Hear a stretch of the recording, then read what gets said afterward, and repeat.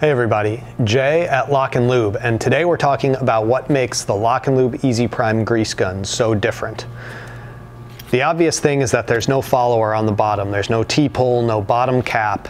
This end is open. The reason for that is because we use these reusable plastic followers in place of the traditional spring follower rod, follower plate. Now that makes the gun lighter, makes it smaller, makes it easier to prime and keep primed, and keeps it cleaner too. That's because as that follower moves up the cartridge of grease, it's going to be scraping the walls clean, and there's no way for grease to get around it to leak or drip out the bottom. So we've used up the tube in here, and we're going to swap it out for a new one to show you how that works. We'll make a little bit of a mess here. So on the first thing you'll notice is the rolled threads on the barrel. That means it only takes 1 or 2 turns to get that off, and it means they can't be cross-threaded. So this follower has worked its way all the way up to the top. These are reusable. We give you 10 with every grease gun, not because they're going to wear out, but because you might lose them. So once you pull this out, you will have to push the follower down to get it out. You can use the handle of your grease gun. We've also got a screwdriver here. We'll use that to push it down.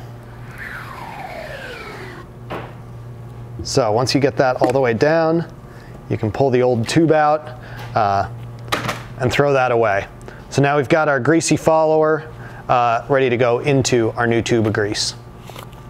Take the plastic cap off and slide this in the bottom. I'll just get that seated for now.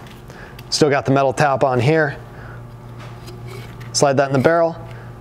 And one thing to note is for folks who haven't used this gun before, we've heard some people be concerned about the fact that this is open and what happens if you get dirt or grime in there, something like that. And the thing is, you really don't need to worry about it. Reason for that is as this follower moves up and is pushing the grease out, if you get any dirt or grime in there after the fact, you're just going to throw that tube away anyway, and the dirt's going to build up on the inside of that cartridge. It's not going to build up inside the gun because the cartridge does go all the way to the bottom. So you put that clean tube in there, we'll pop the top. And the other thing to note is that the way these tubes are packed means that you are going to have a little bit of air there that's going to end up in the head. So what we recommend is that you push up just using your thumb on that follower to get the grease to go up. Once it's up a little bit, that's going to fill up the head of the grease gun and eliminate the air pockets. It's going to make priming that much faster and easier. So you get that in there, give it a couple turns.